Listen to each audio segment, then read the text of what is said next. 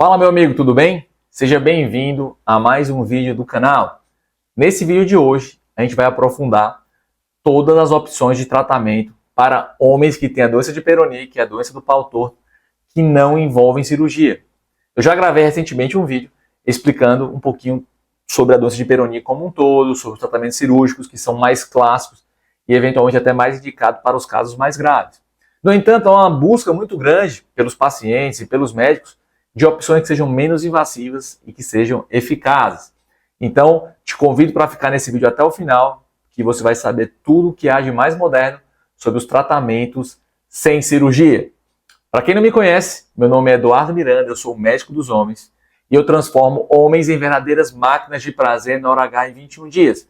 Então, se você ainda não está inscrito nesse canal, peço que você faça isso agora mesmo. Já aproveite também e já ative as notificações para você saber toda vez que sair um vídeo novo com esse conteúdo aqui, está sendo preparado especialmente para você. Então, já deixe seu like e vamos para o nosso conteúdo. Então, como sempre, eu gosto de trazer um caso aqui emblemático, um caso fonte de um paciente real do meu consultório, para poder ilustrar essa nossa discussão e dar um pano de fundo para vocês entenderem um pouquinho a mais da importância dos tratamentos conservadores. Então, nesse caso aqui, era um homem jovem, tá? Para esse tipo de condição, homem de 38 anos, estava com a deformidade peniana adquirida, tá? Ele também tinha uma curvatura dorsal, 25 graus, mas considerada leve, tá? Lembrando que menos de 30 graus, na maioria das vezes, são curvaturas funcionais. E ele tinha um leve encurtamento, tá? Então ele já estava com esse problema há mais de 6 meses, e o que mais incomodava ele era a dor, tá? Então doía ao pegar na placa, ao pegar no pênis, doía durante a relação, doía em qualquer ereção. Às vezes até ele acordava à noite com aquela ereção noturna, ereção matinal, por causa da dor. Tá? Então, esse paciente que era jovem, ele não estava tão incomodado com a deformidade em si, mas muito mais pela dor. E para ele, cirurgia estava completamente fora do cenário. Ele falou: doutor, eu jamais vou operar meu pau. Tinha um trauma, um pavor de cirurgia e estava buscando qualquer coisa que fugisse das opções convencionais. E aí, como eu estou falando com vocês aqui, eu mostrei para ele as opções que estavam disponíveis no mercado. Primeiro, tá, e mais clássico, é o uso de medicamentos. Então, gente, quando a gente fala medicamentos, existem, digamos, 3 principais medicamentos que são prescritos classicamente para a doença de Peyronie, tá? Que é a vitamina E, que é a pentoxifilina e que é colchicina e anti-inflamatórios. Então, vitamina E, gente, então é um tratamento clássico que foi descrito na década de 60 nos Estados Unidos, de alguns grupos de pacientes que tinham a deformidade peniana, tomaram vitamina E e melhoraram. Só que esses relatos clássicos foram feitos com um número muito pequeno de pacientes. O relato clássico mesmo era com apenas 3 pacientes. E o que a gente sabe hoje é que diversos estudos já foram conduzidos mostrando que a vitamina E não é eficaz em melhorar em nada a deformidade. Até do ponto de vista, para você entender, do ponto de vista do racional biológico, como é que a vitamina E vai de alguma forma gerar alguma alteração tecidual no pênis. Tá? Então, é por isso que hoje em dia, nenhum dos guidelines, nenhuma das recomendações das entidades médicas internacionais recomendam nenhum medicamento oral. O mais clássico é a vitamina E, e de antemão eu vou dizer que não funciona. Depois nós temos a pentoxifilina. Então a pentoxifilina é um tipo também de vasodilatador que supostamente melhora a vascularização em algumas regiões periféricas do nosso corpo e podem atenuar a deformidade. Mais uma vez, igual a vitamina E, essa substância já foi estudada e nenhuma vez foi mostrada que você dar pentoxifilina é melhor do que dar farinha para os pacientes ou um comprimido de açúcar. Então, hoje em dia, não são recomendados. Os únicos medicamentos que são recomendados, gente, são os anti-inflamatórios. Lembra que eu falei que no meu vídeo que eu falei sobre tudo doença de Peyronie, que a doença inicial tem um forte componente inflamatório. E boa parte dessa dor é por consequência do processo inflamatório. Então, se você tem dor, você tomar um anti-inflamatório, aí sim faz sentido, você vai eventualmente melhorar o controle dessa dor. Tá? A boa notícia, gente, é que como a doença de Peyronie é uma doença autolimitada, a fase inflamatória dela tende a cessar ao longo dos meses. Então, virtualmente 100% dos casos vão ter uma melhora da dor ao longo do tempo. Então, se a dor for leve, você pode orientar ele que esperar um pouquinho, a dor ela vai ceder. Se a dor for muito intensa, você faz um anti-inflamatório qualquer, nimesulida, cetoprofeno, etc.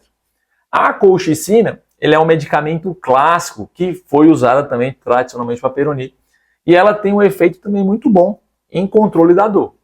O que nunca foi demonstrado é que se você usar colchicina ao invés de outro anti-inflamatório, você vai ter alguma melhora da deformidade. Esses medicamentos são para o controle da dor, não a deformidade. Então, gente, sendo bem sincero, né, é muito comum, médicos, inclusive renomados, médicos e famosos, eles recomendam o uso de medicamentos, tá? Porque o paciente, às vezes, no momento do desespero da doença de Peyronie, você acreditar que não tem nada o que fazer, isso gera uma frustração muito grande por parte de médicos e pacientes. E muitos deles, mesmo sabendo que a chance de melhora é próxima a zero, acaba recomendando para fins de tentar, né, dar uma chance de alguma melhora por algum dos medicamentos, né, e por algum dos mecanismos que esses medicamentos podem eventualmente trazer. Tá? Eu, sinceramente, não acredito muito. Se o paciente tem dor, eu trato com anti-inflamatório. Lembrando que o anti-inflamatório não pode ser dado por longos períodos de tempo. Você faz ciclos de 5, 7 dias, dá algumas pausas e vai acompanhando a questão da dor. Tá?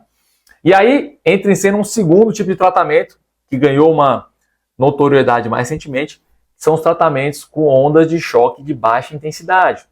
Tá? Então essa opção de tratamento ela ganhou uma eficácia mais comprovada na disfunção erétil. Se você jogar ondas de choque no pênis, né, no tecido erétil, dentro do pênis, isso ajuda a formação de novos vasos e acaba melhorando a ereção. Na doença de Peyronie, acreditava-se que você fazer isso na placa ia ajudar a melhorar o processo inflamatório e melhorar a elasticidade da placa, eventualmente até diminuindo ela de tamanho. A grande verdade é que até hoje, né, estamos gravando esse vídeo em 2024, foi demonstrado que as ondas de choque não são tão boas em melhorar a placa. Eles podem até diminuir um pouco da placa, mas eles não mudam a elasticidade, de forma que eles não melhoram de forma significativa a deformidade.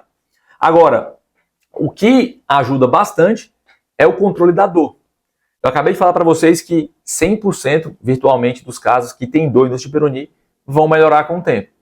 Então, eventualmente, se o sujeito persistir, né, se essa dor parecer que está demorando muito para resolver, se não estiver controlando muito bem com os anti-inflamatórios, as ondas de choque são um excelente tratamento para tratar a dor em doença de Peyronie. E foi assim que eu tratei esse paciente de 38 anos, que realmente, na terceira sessão de ondas de choque, né, você pode fazer 4 a 6 sessões, mas na terceira sessão esse paciente já teve uma excelente melhora da dor, ficou extremamente satisfeito e até, como ele não estava tão incomodado com a deformidade, acreditou que o problema dele foi sanado da melhor forma possível com a ondas de choque, que é um tratamento, digamos assim, inofensivo, inócuo. Essas ondas de choque não causam nenhum dano ao tecido, tá? Não causam nenhum tipo de efeito colateral. A única questão da onda de choque é realmente o custo, que é um tratamento ainda caro e pouco acessível para a maior parte dos pacientes. O que eu queria trazer para vocês, gente, são injeções intralesionais. Tá? Então não confundir com as injeções intracavernosas que você dá dentro do pênis para melhorar a ereção, para fazer um Doppler ou para tratamento de disfunção erétil. Aqui nós estamos falando da injeção que você vai direto na fibrose, direto na placa, com uma agulha, e você injeta um medicamento para tentar mudar a característica dessa placa. Então existem 3 medicamentos que geralmente são aplicados, né, nessa região. Um deles é o verapamil, outro deles é o interferon e o outro é a colagenase. Então vamos falar um pouquinho de cada um deles. Então o verapamil, gente, é um medicamento que também é utilizado, né, através de comprimido para algumas doenças, né, de pressão alta ou doenças de arritmia, porque ele é um bloqueador do canal de cálcio. Quando você injeta o verapamil, né, um bloqueador do canal de cálcio, dentro de um processo inflamatório, teoricamente, né, o racional através dessa estratégia é você diminuir o processo inflamatório, diminuir o processo, eventualmente, de calcificação que você encontra nessas placas. A grande verdade é que esse tratamento, ao longo dos anos, ele nunca pegou, né, uma grande tração, porque a eficácia ela é muito pequena. Então, geralmente, você tem que fazer tratamento de várias sessões, geralmente 6 a 12 sessões, feitas a cada 15 dias, em que você faz um bloqueio, né, uma anestesia no seu pênis, e aí você vai fazer múltiplas punções nessas placas, e nesse local onde você faz a punção, você injeta o Verapamil. Porque lembre-se, esse tecido ele é muito duro. Se você injeta uma agulha e quer colocar o medicamento dentro da placa, há uma tendência desse medicamento ele não se difundir nessa região. Então você tem que fazer múltiplas punções e múltiplas aplicações para que esse, digamos, esse conteúdo, essa medicação consiga se espalhar e tentar, de certa forma, estabilizar o processo inflamatório.